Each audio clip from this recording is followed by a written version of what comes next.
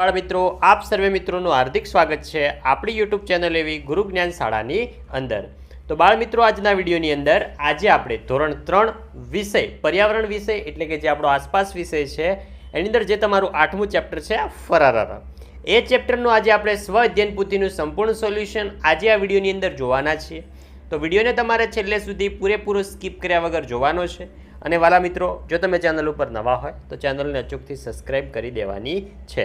જોઈએ પહેલો, નીચેના પ્રશ્નનો જવાબ લખોમાં પહેલો, તમારી આસપાસ કયા કયા પક્ષીઓ જોવા મળે છે? તો મારી આસપાસ ચકલી, કબૂતર, પોપટ, હોલો વગેરે જેવા પક્ષીઓ જોવા મળે છે। બીજો, કયું પક્ષી આપણી નકલ કરી શકે છે? તો પોપટ આપણી નકલ કરી શકે છે।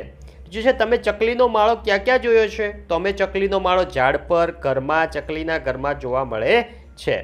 ચોથો, કાગડા કરતાં કદમાં મોટા પક્ષીઓના નામ લખો। તો કાગડા કરતાં કદમાં મોટા પક્ષી છે મોર, ગીધ, સમડી, કબૂતર। પાંચમો છે, પોપટ કરતાં મોટી પૂંછડી ધરાવતા પક્ષીઓના નામ, તેના છે મોર અને મરઘી। છઠ્ઠો છે, તમને કયા કયા પક્ષીઓ પીંછા ગમે છે? તો મને મોર, કબૂતર, ચકલી, મરઘીના પીંછા ગમે છે। સાતમો, કયા પક્ષીનો અવાજ તમને સૌથી વધુ ગમે છે? તો મને મોર, પોપટ અને કોયલનો અવાજ સૌથી વધારે ગમે છે। આગળ વધીએ હવે। આગળ છે ચાંચ વગરના ચાંચના પ્રકાર મુજબ વાંકી અને સિંધીના લખો। તો પક્ષી અને ચાંચનો પ્રકાર છે પોપટ તો થશે વાંકી ચાંચ, કાબર તો સીધી ચાંચ, લક્કડખોદ તો એની પણ સીધી ચાંચ હોય છે, સમડી એની વાંકી ચાંચ હોય છે, કબૂતર એની સીધી ચાંચ હોય છે, ગીધ એની થોડીક વાંકી ચાંચ હોય છે, કાગડો કાગડાની ચાંચ સીધી હોય છે, ચકલી એની પણ ચાંચ સીધી હોય છે અને મોરની પણ ચાંચ સીધી હોય છે। આગળ જઈએ, પ્રશ્નનો જવાબ લખો। કાળો રંગ ધરાવતા પક્ષીઓના નામ લખો। તો કાળો રંગ કયા કયા પક્ષીના છે?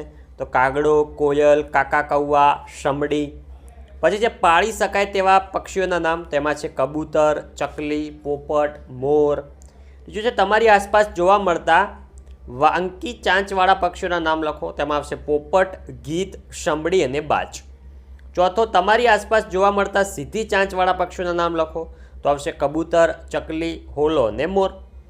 પ્રશ્ન 4, મનગમતા પક્ષીનું ચિત્ર દોરો અને તેમાં રંગ પૂરો। તો તમને જે પણ કોઈ પણ પક્ષી તમને પસંદ હોય એ પક્ષીનું ચિત્ર તમારે અહીંયા સરસ મજાનો બોક્સ આપેલું છે એમાં દોરવાનું છે અને સરસ મજાના મનપસંદ કલર પૂરવાના છે। ખોટો શબ્દ છેકી દેવાનો છે।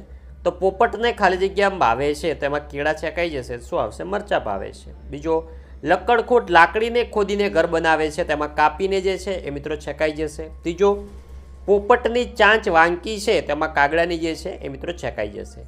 ચોથો, મોર સાથે કલગી છે, તેમાં ચકલીની જે છે એ મિત્રો છેકાઈ જશે। પાંચમો, ઘુવડ રાત્રે જાગે છે, તો કાગડો રાત્રે જાગે છે એ ખોટું છે એટલે માટે કાગડો છેકાઈ જશે।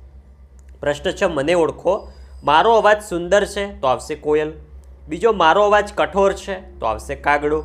મારે રંગબેરંગી પીંછા છે તો આવશે મોર।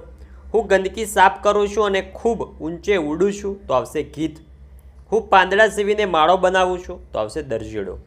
હવે છે જોડકા જોડવાના છે। સુગરી, તેમાં આવશે એફ, સુંદર માળો ગૂંથનાર પક્ષી। ઘુવડ, તેમાં આવશે ઈ, રાત્રે જોઈ શકતું પક્ષી। પોપટ, તેની અંદર આવશે ડી, અવાજની નકલ કરતું પક્ષી। મોર, તેની અંદર આવશે સી, રંગબેરંગી પીંછાવાળું પક્ષી। કબૂતર, તેની અંદર આવશે એ, શાંતિપ્રિય પક્ષી। તો વિદ્યાર્થી મિત્રો, આ હતું આપણું ધોરણ 3 વિષય પર્યાવરણની અંદર જે 8મું ચેપ્ટર છે ફરાર, એ ચેપ્ટરનું સ્વઅધ્યયન પોથીનું સંપૂર્ણ સોલ્યુશન। વિદ્યાર્થી મિત્રો, વિડીયો સારો લાગ્યો હોય વિડીયોને લાઇક કરજો અને ચેનલ ઉપર નવા હોય તો ચેનલને અચૂકથી સબસ્ક્રાઈબ કરજો। મળીશું આવનાર બીજા વિડીયો સાથે, ત્યાં સુધી આવજો। જય હિન્દ, જય ભારત।